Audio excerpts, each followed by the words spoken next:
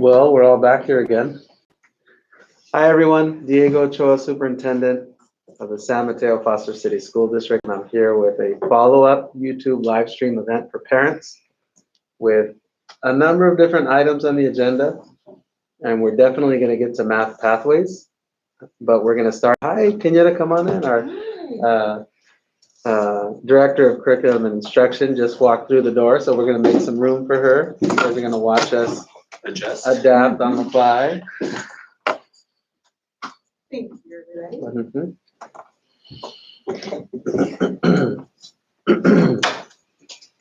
Thank you, Kenyatta. Good to see you. So we're going to get to our math pathways conversation in just a few minutes, but I'm going to take this opportunity to give some updates to the community. Look at this cute little picture. If you look at this and you don't think this is cute, we need to check your pulse, though. This is a little guy, Gigi, and it means little chicken in Mandarin. It's part of a program, ST Math, that we purchased this year that we're able to implement in the months ahead. We're excited about it. It's basically a supplemental math program that we want kids engaged with. We want them using, we have a plan for how that's going to roll out. Still ahead of us. Just a couple of minutes ago, we were talking about using the program with some of our newcomer students at our middle schools. I think you said Abbott and Bayside, so we're excited about that. But many, many, many more parents are going to learn about Gigi and about how kids can use Gigi, so be on the lookout for that. Another flyer I want to show you is in English and in Spanish. Of course, our communication specialist, Diego Perez, created it for us. This is the flyer. It's going to go out very soon here. It is a flyer about something we're calling a festival of options. Basically, in our district, we have 4 programs. The College Park Mandarin Immersion Program, our Fiesta Gardens bilingual program in English and Spanish, and our North Shore View and our Parkside Montessori programs. Those programs all have an application process for new students. So we're basically holding a big party at the North Central San Mateo campus on Saturday, December 11th from 11 a.m. until 4 p.m., where we will have a festival of activities and booths and experiences. We will have food and games and music and activities for kids. And each school will have their own kind of booth, if you can think about it that way, so that families can go up and learn about the school. And we will help families start their enrollment application at that event. So we're super excited about that. A festival of options, or una fiesta de opciones, which we'll discuss later. COVID-19 dashboard. Here's our data for the week. This is already on our Safe Return to School website. When you go to our district website, you click on Safe Return to Schools. It takes you to this data. District-wide, from November 8th through November 14th, 5 student cases and 1 staff case. And again, that is out of close to 12,000 students and staff. As the community is aware, we continue to use hand sanitizer, take kids through a hand washing protocol. We encourage children that are not feeling well to stay home. We encourage families to get their children tested and vaccinated. We offer pooled testing that over close to 8,000 are taking advantage of now. We offer evening testing at multiple sites. We've been doing so for the last couple of months. And we just think everything factors into these numbers of these low rates. We have Dr. Rubalcaba from Abbott Middle School with us tonight. When you have 1 case, it doesn't feel like it's a low number. All the things you have to do when you have even 1 case, it's immense. It's a lot of work that you have to do. Can you just talk about, the work that goes into having a positive case? Yeah, so from the moment that we find out, usually it's through our staff, through a phone call or an email we receive, we immediately place a phone call to confirm with the family. And then we begin collaborations with our district office, Susie Riley being our main point of contact. And we begin the contact tracing process. At the middle school level, because we have different periods, different classes, we send this document to all of the child's teachers. And we have a protocol in which, teachers must have completed seating charts and tables so that the contact tracing can be done in a much quicker way than, if you didn't have those charts available. They submit names for every child who has been in contact 6 feet apart, right? For 15 minutes, right? It's kind of the number.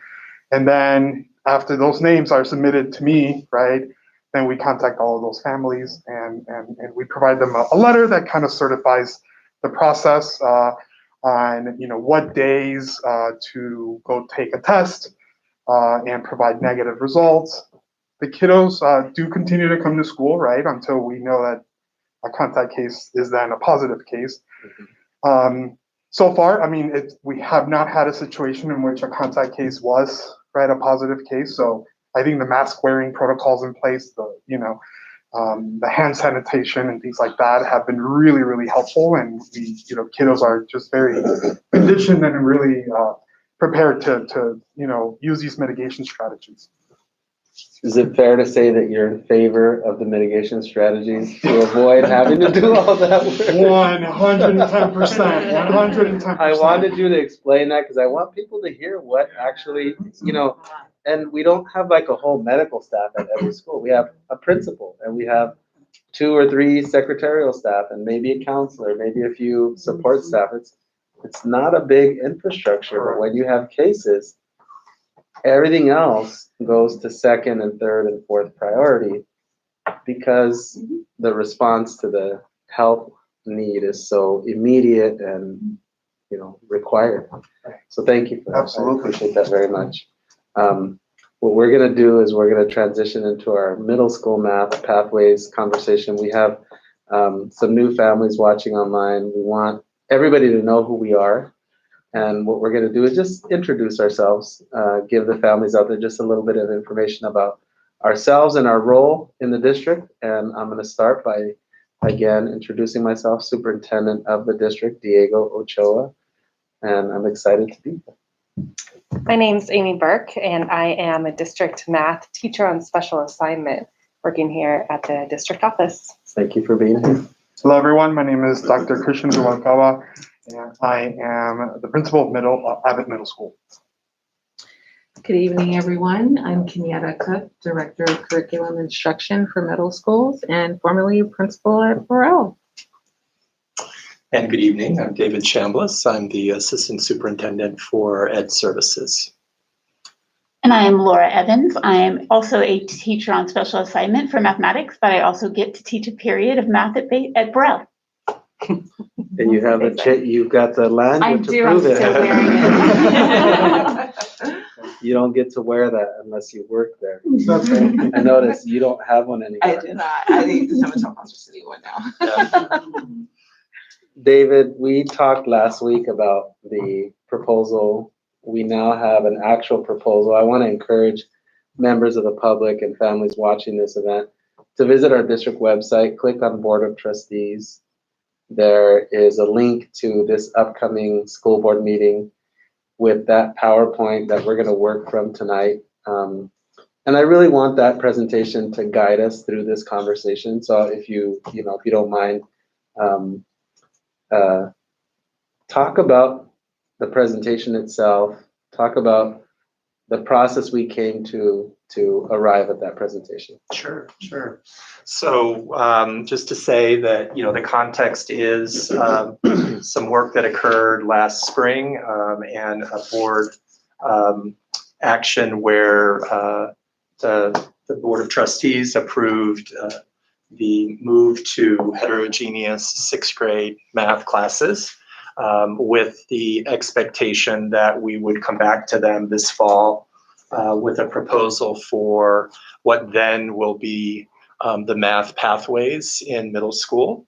And particularly this goal that this work or these changes would result in more students in our 8th grade taking algebra, and actually more diverse set of students taking algebra, as well as some other important outcomes like improved grades and performance on our assessments. So that was the context last spring.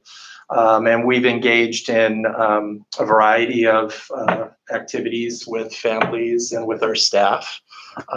Just to say, we've held obviously these live stream events. There's been board community workshops, 2 of those at Bayside and Burrell, I believe. And then we've also had Café Con Diego, Café Sin Diego at our 4 middle schools, where we have had an opportunity to talk directly with our families and get their input about the. And then on top of that, we did a survey that focused on our 6th grade students and families and all of our middle school math teachers, where we floated some of the ideas, some of the thinking that we had, and got their feedback on those suggested math pathway approaches. So lots of conversation, lots of survey data, lots of opportunity to, I think, craft a proposal that we hope will meet the needs of all of our students and families. Kenyatta, you were at Burrell for 7 years as the principal. You saw the yo-yoing kind of over time. Talk a little bit about your experience as a principal over those years with the way math kind of came in and out. It just changed over time. It did, it changed in terms of our pathways over time. And our process was different over the years. Our process prior to doing the work this year, it really was more stringent. I mean, honestly, it was a process that there were a couple of different assessments that we needed students to take and perform at a certain level. That was one piece of the criteria. And then we also looked at CAS. That was another piece of the criteria. And that's the state test. That's the state test. And even though we had those criterias, you could still, with parent input and parent outreach, be part of the pathway or be part of the class if you wanted to. And so even though we had a stringent process, it was one of those things that changed all the time. And so this process that we most recently went through really does invite multiple opportunities for families to be able to access algebra by the 8th grade year. So that was just one more recent example of kind of how it looked different. And then prior to that, it was something else. So this is something that we're looking at proposing to the board that is much more sustainable over time. And like I said, it does give families options and multiple access points, which is very encouraging. And I think will meet more needs. And as you mentioned earlier, David, it will allow us to have more diverse learners access algebra, which is huge because our ultimate goal is to have students be sound, solid math students and mathematical thinkers by the time they leave our system and demonstrate that readiness. That's our goal. It's really about math learning, not Absolutely. math classes. That's right. Does that make sense? Absolutely. The classes are one of the vehicles to arrive at the learning, but the learning is the goal, not simply choosing one sequence of courses or another. We're going to hear Amy from you and Laura from you in just a minute. But what we're going to talk about is there are actually 3 distinct options that we're recommending. We're recommending an option where some students we believe should take Math 6 when they're in 6th grade. and Math 7 when they're in 7th grade, and Math 8 when they're in 8th grade.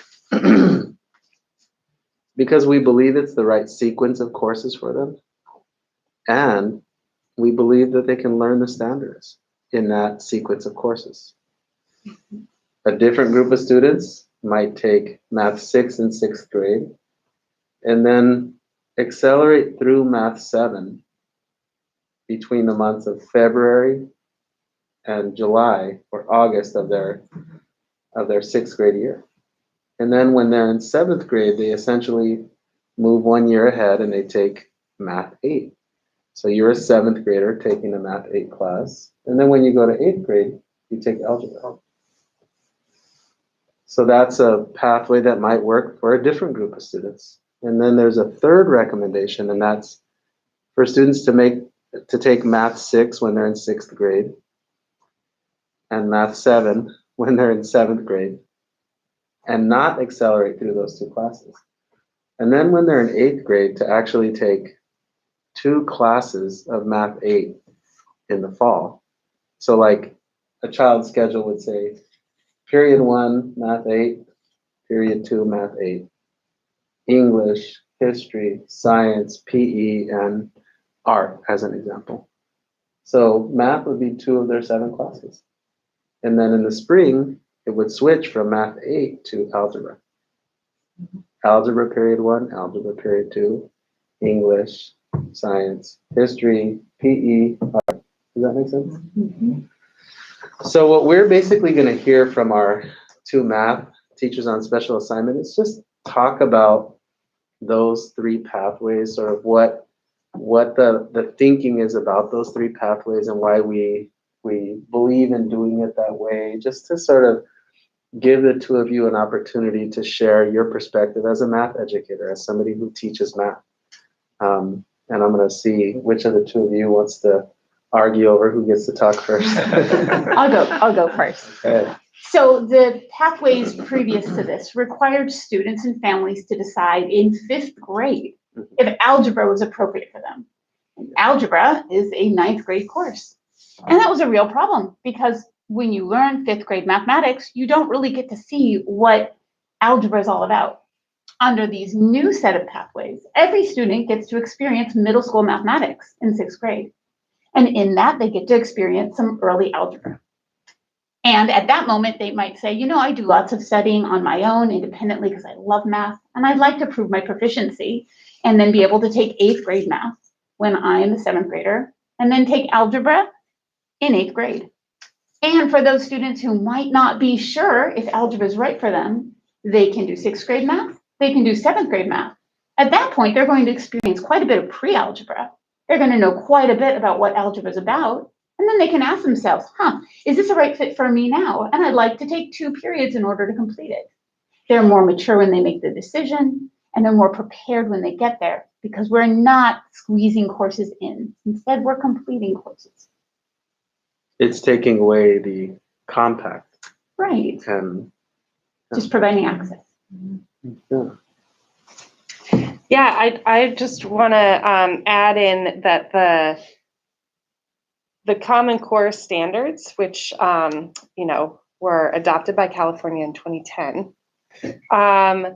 have middle school math coursework as Math 6, Math 7, and Math 8. Mm-hmm. And again, to Laura's point, there's algebra content, like linear algebra is in those courses.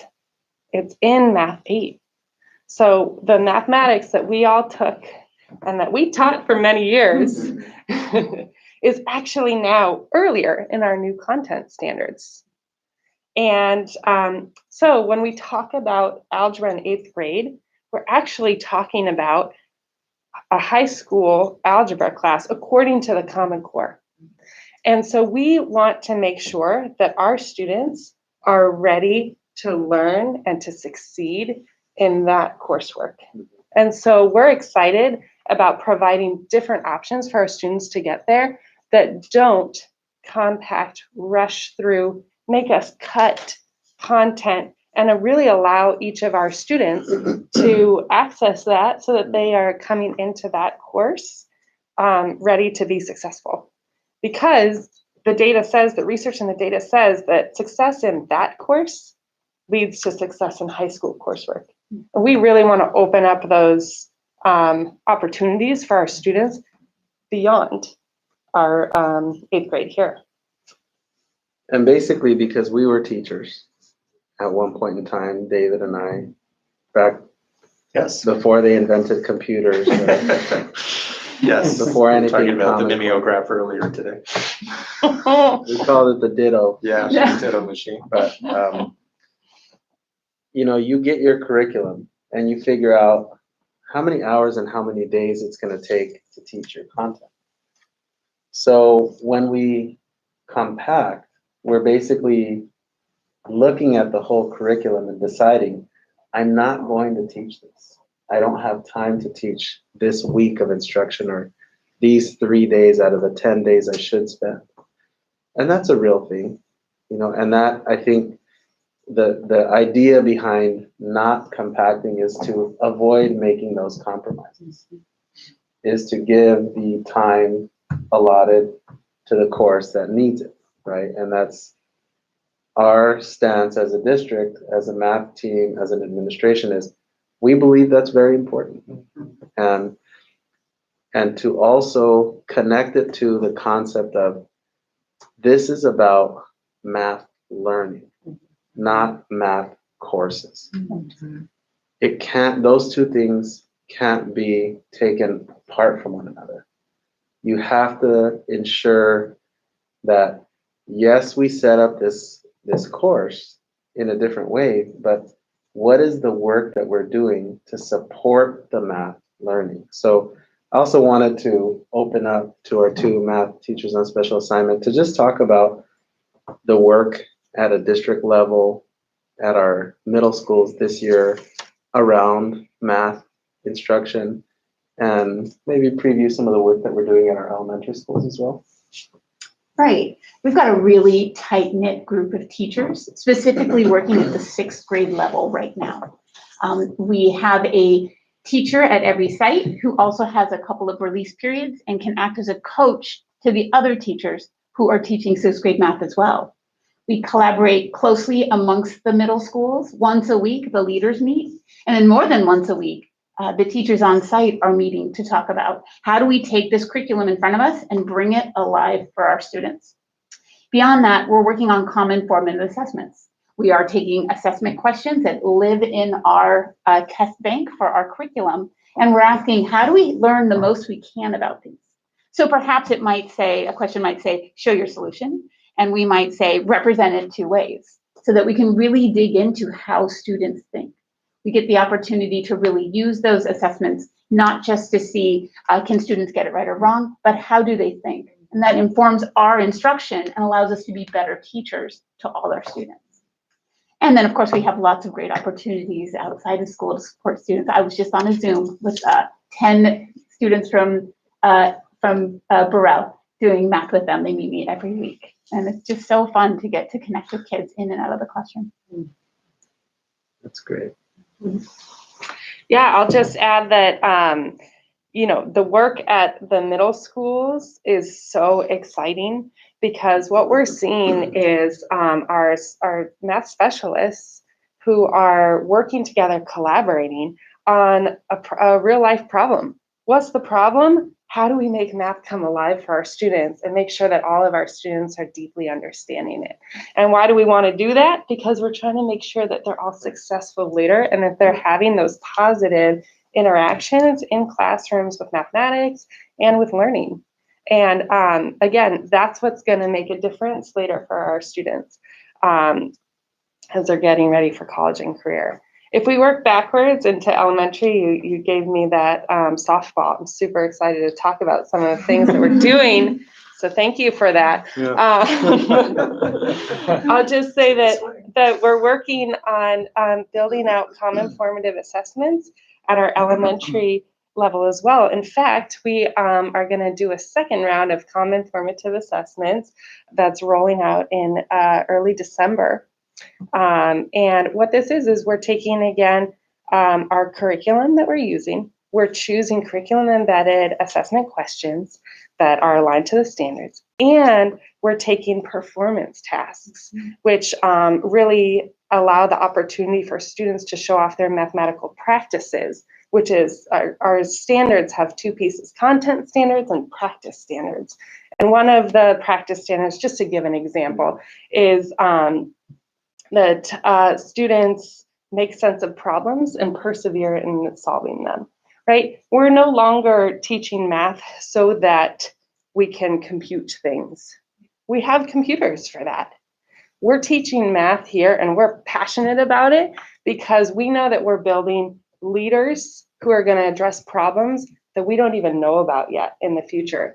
But, technology, different science, world hunger, the problems of the world. You need to have some mathematical practices to solve those problems, to be able to look at it from different directions. Although a humanities teacher would say what we really need is deep thinkers who can be very well read, and a science teacher would say. Well, this is not to shove any of the disciplines out of the way in the least. Definitely not science. In the least. No, of course not. But no, I just feel like we're really excited because we are as a district working on a shift in what do we value in a mathematics education, and we're really supporting it from the district level by taking loads of resources and saying this is important. And we're going to see where our students are, and we're going to make sure that our teachers are aware of how to meet them and bring them to standards. And anyways, I think it's exciting. I've seen the curriculum. I was a teacher, a principal, assistant principal years ago, and you could look at a math lesson and you could see some sort of teacher examples, maybe 4 or 5 questions at the beginning of class. Then you've got some class examples, maybe 2 or 3 examples of the teacher. So if you're watching a teacher teach 10 years ago, the teacher talks for 20 minutes, the kids listen, then the teacher guides the students through 2 or 3 examples. That takes another 15 minutes. And then the teacher says, practice on your own and raise your hand if you need help. And there's 34 kids in the class and they're all half of them aren't doing it. The other half are trying it. Some are getting it, others are struggling. But the model was, I'm going to talk to you about math. I'm going to show you a few examples of math and really hold your hand through it. And then I'm going to expect you to do it. And if anything got in the way of that lesson, it became homework. It became, take this home and do this. You have to finish this before tomorrow. So over the years, you sort of stack all those lessons on top of one another. And pretty soon you realize, I'm missing a lot of information. I'm missing a lot of examples. I'm missing a lot of knowledge. And when I look at the work we're having kids do now, it's very different. There's 3 or 4 big explanations on one page where there's a lot of, I guess you would say there's a lot of thinking, a lot of contemplating. Maybe contemplating is a better way to describe it, but there's sort of some decision making going on. There's a lot of examples of what the visual models should look like. So it just looks different than what we all experienced was, I'm going to do samples 1 through 6, and then you have 7 through 38. Finish them before tomorrow's math lesson. So it's very different. And I think that's hard for some families and for some students because they're not used to it. It's new for them. Right. But the science behind it, the theory behind the thinking and the collaborating, because when I go to our schools, I see kids talking to each other about math, which is really exciting to see. Dr. Rubalcaba, we talked for a couple of minutes about these pathways. We've got option A, option B, option C, multiple pathways, basically. You've got counselors at your school, Right. Wonderful people. You've got math teachers at your school, great people. Your team is basically going to, in a sense, make some recommendations to these students about which option they really encourage, right? Talk about your role in meeting with parents who have questions. When a parent picks up the phone in January and calls you and says, I want to talk to somebody about what math class my child should take next year. Talk about your steps that you'll take to work with that parent. Absolutely. So I think it's important that families know that there will be a lot of communication coming from the middle schools, right? And in particular from principals. To date, I have had conversations through school site council, PTA general meetings to kind of get the word out, start fielding questions, anxieties, and concerns. In terms of procedural steps, in the office, yes, our counselors will be fielding a lot of concerns and questions, but I will make myself available to have those key conversations. I know families will, especially those coming in from 5th grade, right, might not know, right? They might, middle school might be an unknown world. And really breaking it down for them. I think, being bilingual, I will be able to do that with, Spanish-speaking families as well as our English-speaking families, and really just guide them through the process, right? And looking at data points to really make an informed decision. So let me interrupt you there. So your school is very diverse. And you might have a student who is a second language learner, but just happens to be really strong in math. And at the end of 7th grade, they might say, I don't know if I belong in algebra next year. But you've got a teacher saying, he can do it, she can do it, and you've got a counselor saying, she can do it. Talk about what where does that take you as a principal in terms of connecting with that family who might need the nudge into algebra? Yeah, absolutely. I think that key component is important, right? It's that building relationship, right, with the families. I would bring them into the office, right? Have them come down. Have them come down, right? I would, invite a math teacher, right? Bring in some work samples, right? Again, being very concrete on data points, right? One thing is, bringing in a number, right? And quite another thing is when you bring in samples of work, and really, make the families feel empowered with knowledge, right? And also just encouraging them, right? I mean, this is about opportunities, this is about equity, it's about opening doors. And I think if we, offer that language of, yes, you can, right? And that there will be support for the student, right? I think, we will be best positioned to support these kiddos and helping the families make that important decision to, have the child partake in that. I'm going to share a piece of information with you all. This is in your PowerPoint for tomorrow night, by the way. Currently, 4% of Latinx students in the district who are in 8th grade are in algebra. 4 out of 100 who happen to be Latinx in our district. So we need to do better. That I'm not going to ignore that reality. We need to do better. So our goal over the course of 2 years is 35%. If we get to 30%, I'm going to be happy. But the goal is something for us to aim for. If we're at 4% in 2 years, I'm going to be real disappointed. I think the strategies that we're talking about, the in-class instructional strategies, the support for staff strategies, the counselor, principal, coordinating with families strategies are going to be a part of it. And I also think our, David, your and I role is to basically be accountable for this and to say, I'm going to achieve this. All the different levers, because you have in-class teachers, they're doing an incredible job with their students. Their work is being supported by our TOSAs, our teachers on special assignment, who are doing an incredible job with their colleagues. their work is being supported by our directors of curriculum instruction, who are doing their best to support and engage and connect with our teams. You're supervising the entire show, all those components coming together, our school principals and counseling staff, our parents. Our agreement in this process is results. It's not only about what we want to do, it's about what results we basically work towards, we're aiming towards. Talk a little bit about, David, about this shift that we're making to be really intentional about outcomes, not just procedures. Yeah, absolutely. So,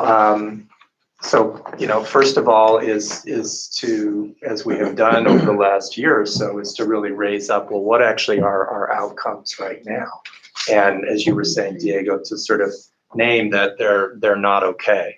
So that's the first statement, and then to say, well, what do we think is better or best, and to lay out really specifically, as you were saying, some specific targets that. And there's something about doing that. I mean, you mentioned kind of all the people now involved in the conversation and doing the work. Then, now we are, just to use a metaphor, if we're in a boat and we're pulling together, we're clear about what the finish line is, right? We're headed to a point, and we're actually kind of rowing in the same way together versus sitting in a boat. We might all be working real hard, but we're pulling our oars, maybe going in different directions, and the boat just spins, right? Which is the results, I think, that we're seeing. So I think You're being very metaphorical. Yeah, I know. I'm picturing all these oars splashing around. Well, that's that actually, versus Somebody's back there just with their arm in the water. Yeah, right.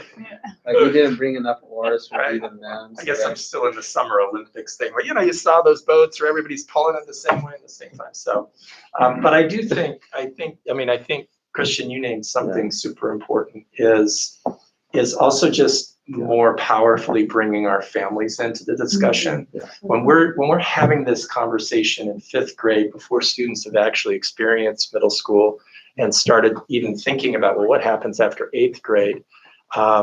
That's sort of the least advantageous point to engage families and what we think is possible and what we think is important, certainly for college access. And so bringing that group and starting the conversation in 6th grade, allowing some decisions to be made in the 6th grade, but also still allowing decisions to be made in 7th grade. It gives us an opportunity, especially with families that may not already bring the background knowledge of how all this math stuff works. Well, and I liked how you described it there, but we also have some opportunities tonight to answer some questions from our attendees online. Diego Perez, our communication specialist, he's off camera, but he's dutifully managing and getting our content put together for us. Our elementary director of curriculum and instruction, Pam Bartfield, is off camera as well. Thank you, Pam, for taking those notes. I'm going to jump right into these questions. In some cases, I'm going to sort of cue one of you because it just might make the most sense for you to answer them. So the first one is here. Is there a way to objectively evaluate data to show the change to heterogeneous 6th is showing the needed improvement? So I'll take this one only because it's sort of a bigger district-wide question. So let's talk about that. This is the first year where we have been in person and also implementing a heterogeneous concept of 6th grade math. So in a sense, it's not really appropriate or fair or applicable to compare it to 2 years ago when we had a different curriculum, or last year when it was such a bizarre with the virtual or distance learning, and then come on campus, but only some kids came. And so it's just not really a perfect fit. We're making an agreement to monitor achievement throughout the year.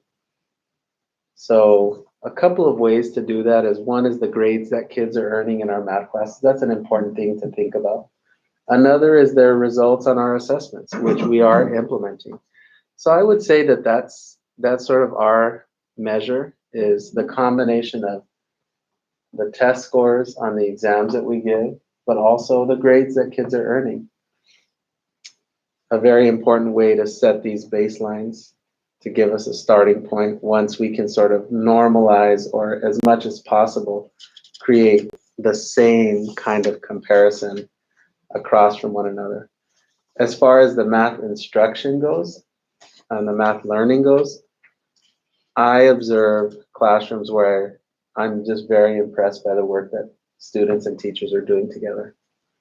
So I don't think there's a comparison to how it's being taught this year to last year, because I think the work is really strong this year.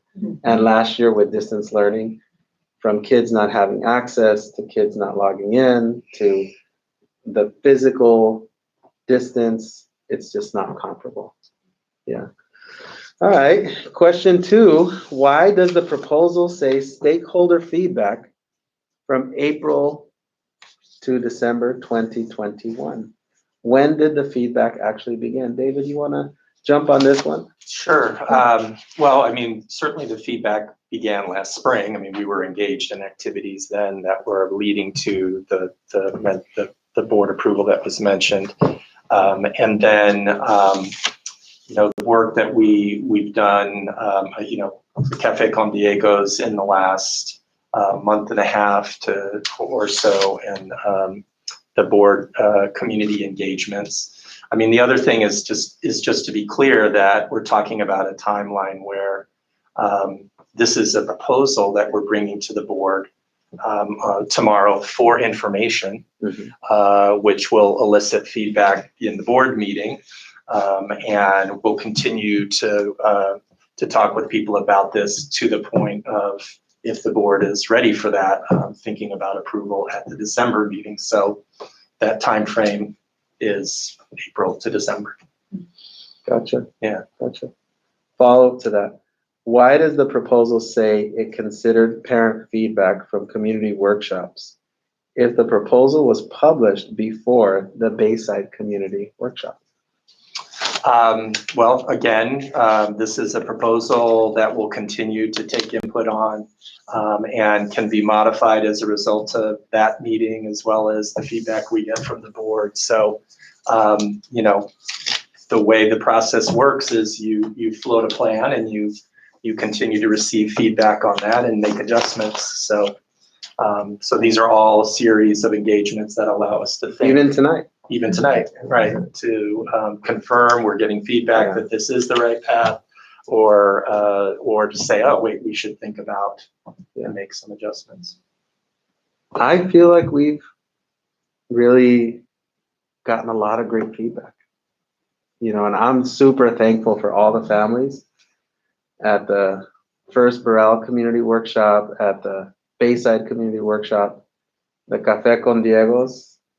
That was at Abbott and Burrell. You remember the Burrell one? You were there at the Burrell one. It was about 50 people. The bells were ringing, kids were walking. The sun was in my eyes so bad that I could barely see out of my eyes. But, you know, there was just a lot of passion. There was a lot of drive in those meetings. So I'm super thankful for the feedback that we've gotten. I think the presentation, this comment was about the PowerPoint that you put out a couple nights ago, last Friday. And I think the idea is, like, we weren't saying that the proposal for that meeting was based on something that was going to happen the next day, because that's just not logical. It was more sort of, I think what I took from your presentation was, we've also planned this. This is also going to happen. Some of the other ones already happened, and others on this list, you know, happen tomorrow or next week. So I think that's part of it. You know, I think that comes through. But excellent question to kind of get us talking about what our strategy was with the engagement and where it would take us. I'm going to ask our math teachers to chime in here. why are we relying on sixth graders to evaluate pathways if fifth graders can't make that decision? Like, let's talk about the idea behind don't make that decision at the end of fifth and make it at the end of sixth. Well, I would say that you don't need to make it at the end of sixth. You may choose to make that decision at the end of sixth because maybe you've already dabbled in some algebra and find it fascinating and really think it's something you want to go for. But if you're not sure yet, you get to make that decision at the end of seventh and do a double period. We think that this opens up an opportunity for students to make that decision either at the end of sixth or at the end of seventh, as opposed to in fifth. And I also think, at a middle school, you've got somebody who's all day long, they teach math. Yes. Talk a little bit about that single subject. I know you taught high school. Just talk about like math is kind of it's it for you. It's what you're doing the whole day. It's totally it. That's all I want to do. I go to bed dreaming of math. Equations on the wall. Amazing. While you're putting when you're over. Yeah, I do think that when that is your practice all day long, and when you get to interact with, 150, 170 students around the same math content, like most of our teachers are teaching two different preparations. So they might teach a Math 6 class and they have a couple sections of Math 8, let's say. When you get to teach that Math 6 class 3 times in your day, you get to see a whole bunch of students and how they're taking up that content and those activities in your class. And as you're observing, and if you have many years of experience, you can really see who's digging in and who's ready for more. And our teachers are doing that every single day. And they can be in conversation with students from those observations. And they also know where it's going later in middle school and maybe in high school too. So many of our math teachers have single subject credentials, maybe even have taught high school mathematics. So just having that sort of experience is, I think, helpful to have these conversations and to sort of be able to notice, oh, I see how David is picking this up. And if we, kind of to your point from earlier, it's not just about that teacher though, right? One of the great things about our proposal right now is we're gathering data and information for years before students are making the decision. They might make it in 6th grade, or they might make it 2 years later. And we're going to have internal assessment data. We're going to have those state testing data. We're going to have 1 or 2 teachers who have worked closely with that student. And that feels like it's going to be useful and encouraging in thinking about, setting our students up for success. When we're making that decision in 5th grade, it's happening at 16 different schools. That's 16 different schools. Each school might have between 2 and 4 teachers in 5th grade. That's potentially, you're talking about 70 people. Plus the principals, 16 principals. So we're talking about almost like different implementations of it. When you're talking about middle school, those 4 middle school principals are pretty tight with each other. Your work together is pretty focused. And those math teachers, they're very connected because it's what they're doing all day. So I think that factors into it a little bit. A question came in about offering 2 periods in 7th grade. So the idea here is Math 7 and Math 8 in 7th grade, and then Algebra and Geometry in 8th grade. From a math perspective, Kenyatta, you were the principal at Burrell. Did kids take geometry when you were at Burrell? If so, how was that? What was your sort of take on that process? Yes, so they took geometry as 0 period. Outside of school. Outside of school. So when we had it at Burrell, it was in the morning. And we had students from Abbott, a handful of students that joined that class. Majority of them were from Burrell. And it set up some challenges. It didn't necessarily pull all of our students who could be in geometry because you had to be able to get there in the morning before school. We had our last time we offered it, we had a Burrell teacher teach it, but we've also had other teachers outside of our district teach it in the past. So we haven't always had the Mateo-Foster City staff to teach it. Yeah. It's pretty tough to get to school at 6:30 in the morning to teach a 7:05 or 7:15 class. That's a bit rough. I think the question here is like during the day, like a geometry class during the day.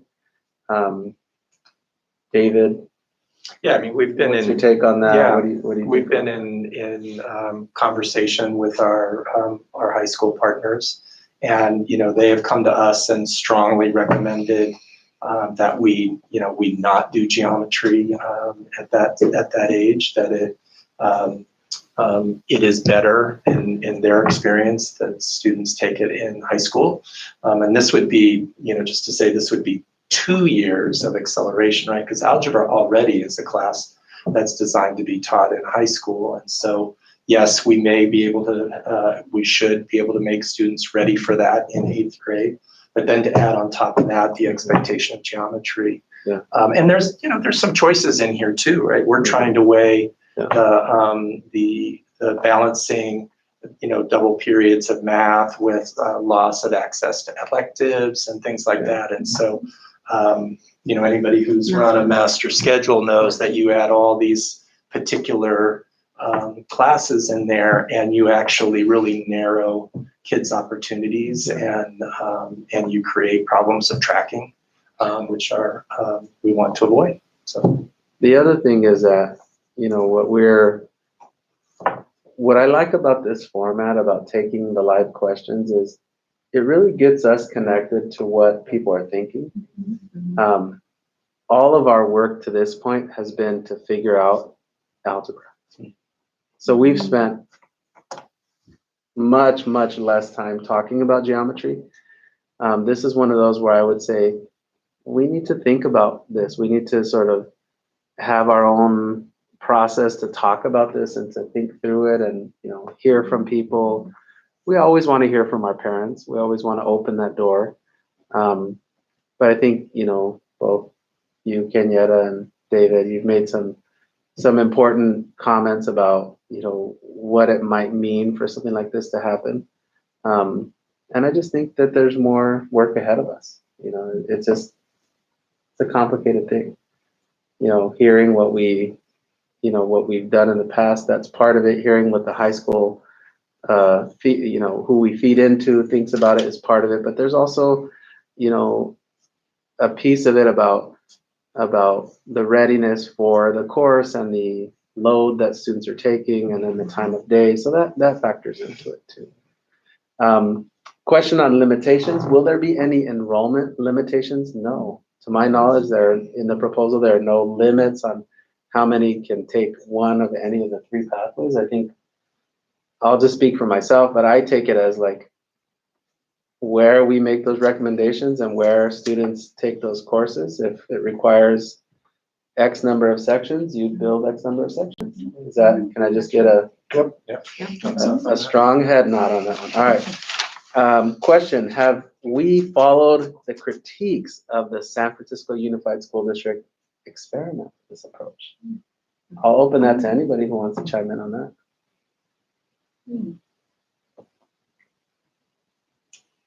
We follow the critiques. yeah, I mean, I think we're aware of those. In some ways, what we're proposing is not what San Francisco Unified is doing, because they moved to strictly Math 6 through Math 8 in 3 grades and did not offer an opportunity to accelerate into algebra. So I see us hearing those concerns and trying to propose something that is that both addresses what we know is important in the Common Core math standards, but also accommodates what we see our students are able to do when provided the supports and what our community is asking for. So Yeah, I mean, I think something San Francisco realized was that for many students, they were entering high school not truly prepared to take the math courses in front of them. And so they asked the question, how do we make sure students are prepared? And their answer was, kids are going to take 6th, 7th, and 8th grade. Now we're asking that same question. We need our students to be truly prepared because mathematics is the #1 gatekeeper that keeps students out of college. So we want to make sure they're prepared. And we know we have lots of families and students who are interested in accelerating their mathematics by taking algebra earlier. So we asked, how can we do this so that we are covering the mathematics with the proper amount of time and the proper amount of depth and answer the request to have algebra? And we feel like we've hit a sweet spot. We're excited to see how it goes when we implement it. Yeah. I've seen the critiques. I've also seen, the commendations or the support for the program. I think every district is its own place. So I think there's something to learn, but I don't necessarily think it's a straight application because of the uniqueness of San Francisco Unified versus the uniqueness of San Mateo-Foster City School District. And I think that's an important consideration to keep in mind. It's just taking from it, but not necessarily assuming that applies to our district in the same way. There's a question about students taking, basically at the end of 7th grade, could they test out of Math 8 and then in 8th grade take a single algebra course? In other words, like some students will, in a sense, test out of Math 7 or do some summer school, some pathway to get into that accelerated or to get into that 8th grade class when they're in 7th grade. But what if somebody wanted to wait a year and then try that with 8th grade? We've got a couple of math teachers on the call. We've got, district staff. I'm gonna toss that one up and see who wants to just. It's the first I've heard of it, but I just wanted to put it out there for you all to chime in on that one. All right, I'll start. So when we took 8th grade math, or maybe taught it years ago, it was primarily pre-algebra. Students were getting exposed to variables and starting to work with them, but that was about it. 8th grade math under the Common Core holds linear algebra.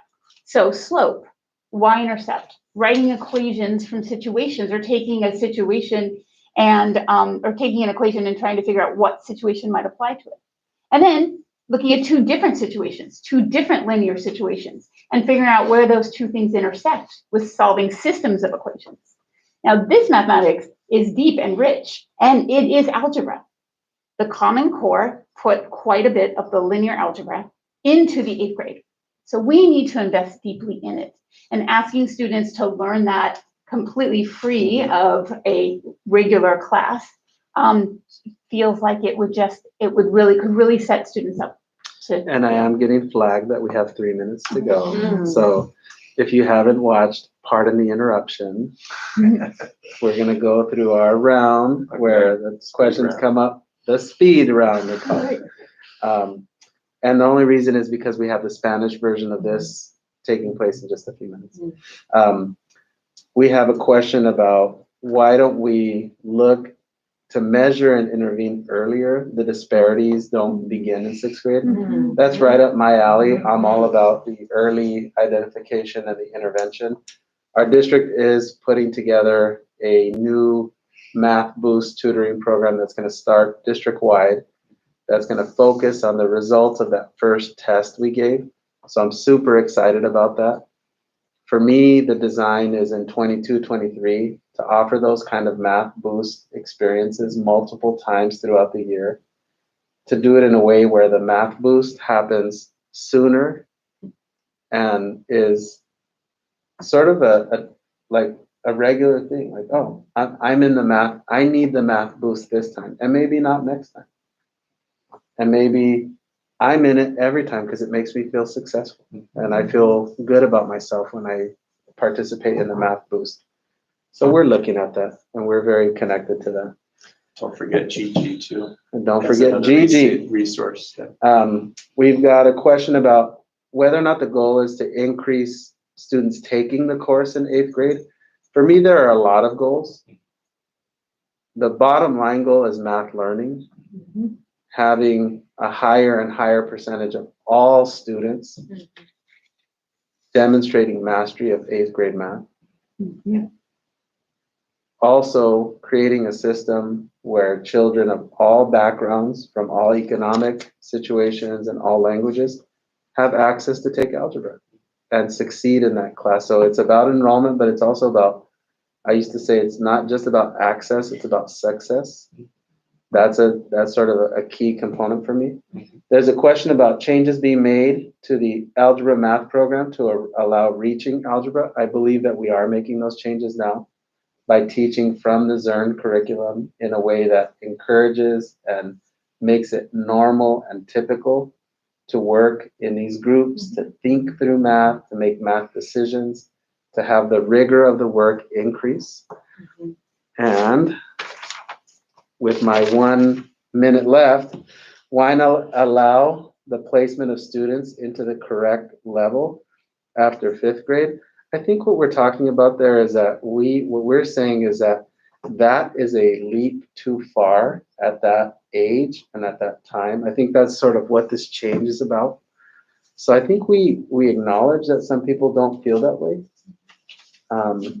And our sort of approach and where we landed on it was that the right time for it to happen would actually be multiple times, but happen once the students are already in middle school. And then the last is the proposed pathways all allow students in algebra without taking Math 8. And wouldn't it be better to have 35% of Latino students graduate from 8th grade passing Algebra 1? I think that's part of the goal, is not just taking Algebra 1, but passing Algebra 1. I'm just super excited to have you all with me.